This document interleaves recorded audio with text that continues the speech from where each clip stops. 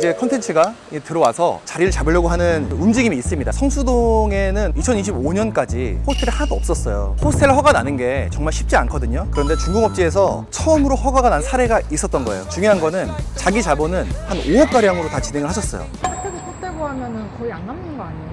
차 떼고 포 떼도 그래서 순수익은 약 2천만 원 정도 나오셨다고 해요. 이쯤이면 이제 달릴 댓글이 딱 있습니다. 그렇게 좋으면 너네가 사지. 왜 이거를 소개를 하냐. 그럴 줄 알고 두 개를 매입을 했습니다. 네, 안녕하세요. 프로의 눈으로 빌딩을 분석하는 빌딩 매프로입니다. 제가 오늘은 우리나라에서 가장 핫한 동네 성수역 1번 출구 앞에 나와 있습니다. 타 유튜브에서 봤던 그런 내용들과는 좀 다른 관점으로 성수를 좀 분석해 드릴 건데 한번 걸어가면서 말씀드릴 테니까 저 따라오시면 될 것 같습니다. 성수 하면은 딱 생각나는 거는 빨간 건물, 빨간 벽돌 건물로 리모델링을 한다거나 신축을 한다거나 그러면 혜택들을 많이 주는 그런 동네입니다. 두 번째로 대림 창고를 말씀드릴 수 있을 것 같은데요. 공장이었던 건물을 카페로 만들어서 층고가 되게 높고 중공업지에 이런 이점을 살려서 새로운 문화를 만든 시발점이었다라고 보여지는 이런 대림 창고가 이제 두 번째로 성수를 대표하는 중요한 부분이 있고요. 세 번째로는 서울숲 쪽에 초고층 주상복합이 이제 들어오기 시작합니다. 기존에 이제 강남이라든가 우리나라의 부자 이런 분들이 이제 성수동으로 대거 이전을 하게 돼요. 그러면서 우리나라의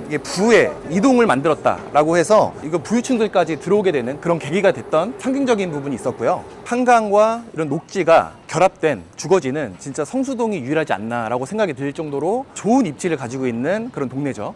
네 번째로는 감자탕이 유명해서 처음에 시작됐던 그 연무장길이 그 길을 중심으로 해서 연무장길 자체가 외국인들의 발길이 이렇게 많이 들어오게 됐고요. 우리나라의 트렌드의 중심이 되는 그런 이제 입지로 이제 바뀌게 됐습니다. 성수는 지식산업센터가 들어오기 시작하면서 업무 시설이 형성이 됐고요. 그러면서 좀 큰 대기업들도 성수 쪽으로 이전을 하면서 이렇게 자리를 잡았습니다. 그래서 이렇게 대표할 수 있는 5가지를 제가 말씀을 드렸는데요. 사실 오늘 드리려고 했던 내용은 그 내용은 아니고요. 아직까지 성수에 좀 부족함이 있다라고 생각되는 부분을 새로운 이제 컨텐츠가 들어와서 자리를 잡으려고 하는 움직임이 있습니다. 그래서 오늘은 그런 부분을 제가 소개시켜 드리려고 지금 이동을 하고 있어요. 성수동은 언제부터 이렇게 북성수, 남성수로 나뉘게 된 거예요?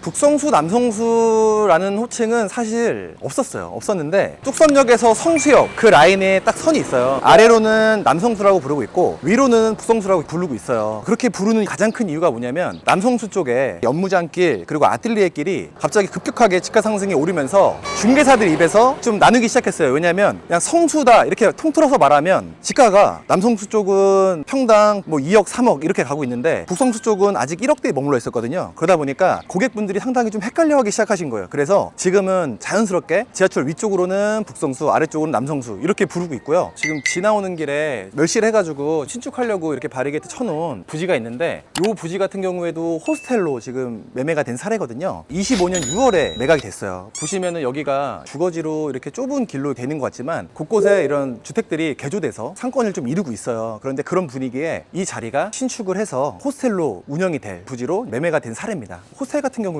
넓은 길 이런 게 필요하진 않아요. 조용한 주거지가 오히려 저녁에 잠자기도 편하기 때문에 주택가로 좀 들어온 부분이 더 호스텔로 적합하고 실제로 막 상권이 활발하다 그러면 저녁에 좀 시끄럽잖아요. 그래서 오히려 숙박시설로는 조금 비선호되는 그런 부분이 있다 보니까 북성수의 이 뒤쪽 호스텔이 상당히 각광받는 그런 부지가 된 것 같습니다. 성수동 2가 공영주차장이 보이는데요. 이 공영주차장 바로 앞에 부지도 작년에 이제 거래가 됐어요. 지금 와서 이렇게 보니까 멸실이 되어 있네요. 여기도 호스텔로 진행하기 위해서 거래가 됐던 매물이고 이 건물 같은 경우에는 신축이 필요한 건물이다 보니까 현재는 멸실을 해놓은 상태입니다. 그래서 조만간에 여기도 이제 신축이 들어갈 것 같아요. 이 자리도 이제 호스텔로 변하게 될 그런 자리입니다. 지금 시축된 부지 바로 옆에 또 작년 12월에 매각된 건물이 있는데요. 사실 지금 건물에 가치가 조금 남아 있습니다. 저희도 많이 검토했던 매물인데 신축이 필요하진 않고 이 건물을 그대로 살려가지고 대수선을 통해서 호스텔로 운영할 수 있는 건물이에요. 작년 12월에 매각이 돼서 이제 앞으로 호스텔로 변모하게 될 그런 건물입니다. 지나가는 길마다 거래가 좀 돼서 호스텔이 너무 많이 지어지는 거 아니냐라고 생각을 하실 수 있어요. 그런데 성수동에는 2025년까지 호스텔이 하나도 없었어요. 왜냐면 그 전까지는 호스텔 허가가 나지 않았었거든요. 호스텔 허가 나는 게 정말 쉽지 않거든요. 그래서 대부분 일반 상업지에서만 허가가 나는데 지금 여기는 중공업지잖아요. 그런데 중공업지에서 처음으로 허가가 난 사례가 있었던 거예요. 그러다 보니까 발빠르게 그런 소문들을 듣고 이제 중개법인들에서 여러 매수자분들한테 말씀을 드려서 검토를 하게 됐고 사실 이거 다 해봐야 호실 몇 개 안 되거든요. 성수동 같은 경우에는 지금 숙박업이 많이 부족한 상태입니다. 외국인들이 성수동에 와서 숙박시설이 없다 보니까 뭐 마포라든가 명동이라든가 종로, 강남 이쪽으로 이제 숙소를 다시 다시 돌아가는 그런 상황이거든요. 근데 앞으로는 외국인들이 많이 이렇게 몰려들어서 숙박을 하는 그런 동네가 될 것 같습니다.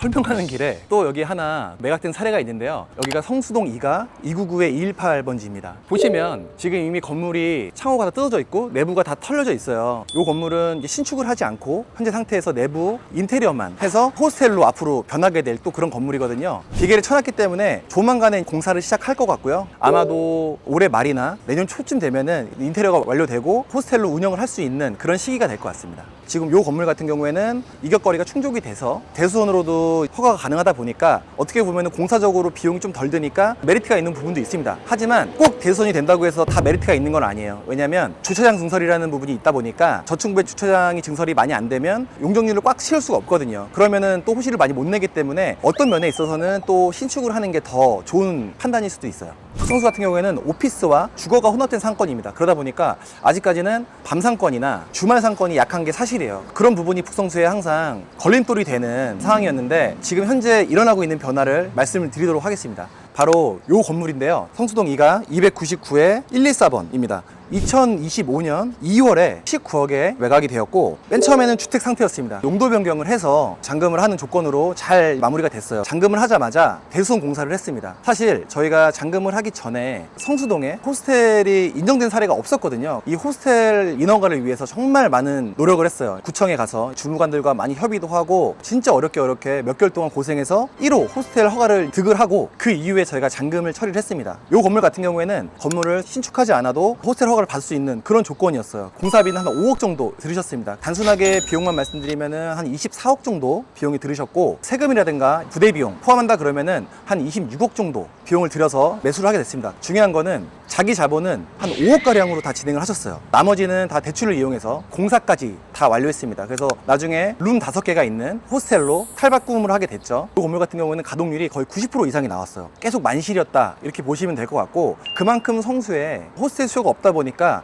첫 호스텔이 들어서고 홍보를 많이 안 했음에도 불구하고 되게 많은 외국인들이 와서 이용을 했다 이렇게 말씀드릴 수가 있을 것 같아요. 떼고 코 떼고 하면은 거의 안 남는 거 아니에요? 차 떼고 포 떼도 그렇게 많이 빠지진 않죠. 관리비가 나가는 게 있어요. 저희가 대략적으로 한 35% 정도를 책정합니다. 어떤 부분이 있냐면 OTA 수수료라고 있습니다. 숙박 그 앱에 지불하는 그 수수료가 있는데요. 공과금이라든가 청소하는 분 인건비 뭐 이런 리셉션이라든가 기타적으로 저희가 인건비 다 해서 좀 러프하게 잡아서 한 35% 정도 잡는데요. 대부분 30% 안에서 해결이 된다고 해요. 이 건물 같은 경우에는 그래서 순수익은 약 2천만 원 정도 나오셨다고 해요. 투자 대비 순수익률이 거의 20%가 넘는 높은 수익률이었고 실질적으로 대부분 15% 이상 정도를 보시거든요. 그런데 본 매물 같은 경우에는 성수에 있다 보니까 그 이점을 활용해서 오히려 좀 더 높은 수익률을 받으신 것 같아요. 이 건물 위치 자체가 숙소로는 정말 좋은 위치거든요. 저녁에는 조용하고 성수 상권을 도보로 한 5분이면은 바로 가서 즐길 수 있기 때문에 이런 부지에 호스텔이 생긴다고 하면은 잘 될 수밖에 없는 그런 입지인 것 같습니다. 더불어 말씀드리면은 올해 초에 재매각이 됐습니다. 작년에 말에 공사가 끝나서 겨울부터 운영을 하셔가지고 올해 한 4월 정도까지 수익을 창출하셨어요. 올해 4월에 재매각을 하게 됐는데 31억 7천만 원에 매수를 하셨거든요. 그러면 19억에 매수를 하셔서 1년도 안 돼서 한 6개월 됐나요? 그 사이에 시세차익을 단순 계산으로 5억 7천 정도 시세차익을 보셨거든요. 매수하신 분 입장에서도 지금 수익률이 거의 10% 정도가 나옵니다. 그리고 북성수 쪽에는 많은 매물이 있지도 않고요. 지금 남성수는 평당 4억 신고가를 찍었어요. 북성수 같은 경우에는 아직도 평당 1억대 매물이 많이 나와 있습니다. 북성수 쪽이 숙박업으로는 더 적합한 위치적으로도 더 조용한 그런 위치다 보니까 더 지금 선호되고 있는 그런 위치인 것 같습니다. 성수동의 하루 유동인구가 평균적으로 한 40만 명 정도 된다고 해요. 주말에는 더 많겠죠. 40만 유동인구라고 하면은 우리나라에서 가장 유동이 많은 서울역의 유동인구랑 맞먹는다라고 할 수 있는데 이런 주거지 쪽이 호스텔로 발달하면서 상권들이 좀 더 다양한 리테일 상권 그리고 먹자 상권으로 변모하게 될 그런 예정입니다. 이쯤이면 이제 달릴 댓글이 딱 있습니다. 그렇게 좋으면 너네가 사지 왜 이거를 소개를 하냐. 그럴 줄 알고 저희 회사에서 이미 호스텔을 2개를 매입을 했습니다. 그래서 그 매입한 사례를 제가 한번 현장 가서 보여드리려고 하거든요. 그쪽으로 이동해서 한번 소개시켜 드리도록 하겠습니다. 말씀을 드리다 보니까 풀고 싶은 지역이 또 하나 있긴 한데 신사동 가로수길이에요. 가로수길이 다 죽었다 끝났다 틀린 말은 아닙니다. 건물주분들은 사실 임대료 때문에 뭐 힘들거나 건물을 팔아야 된다거나 이런 상황은 아니세요. 임대료를 안 받고 그냥 잘 생활하고 계신 건데 최근에 움직임이 있습니다. 기존에 이제 개인들이 가지고 있던 건물들을 지금 법인들이 매수를 하고 있어요. 왜 가로수길에 있는 건물들을 법인이 매수하는지 궁금하지 않으세요? 그거는 제가 다음 영상에 풀어드리도록 하겠습니다. 제가 이렇게 말씀드린 사이에 저희가 매입한 사례 건물 앞으로 왔습니다. 전체 멸실이 되어 있고요. 25년 8월에 매수를 했고요. 매매가는 58억이었고 평당 가격이 1억대였습니다.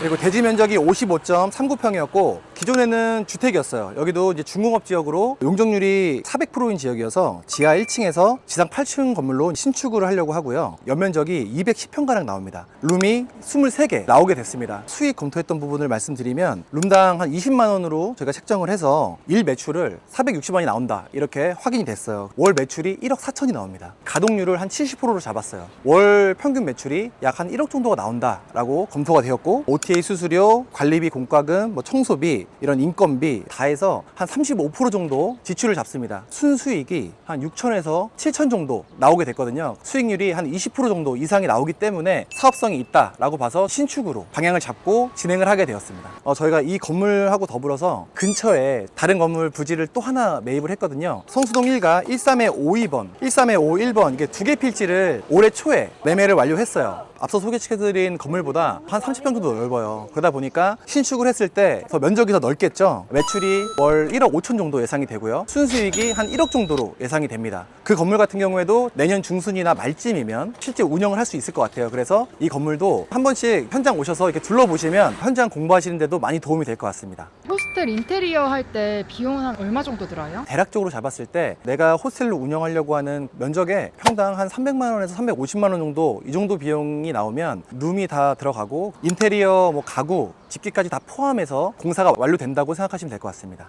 호스텔 운영하는 게 어렵지는 않나요?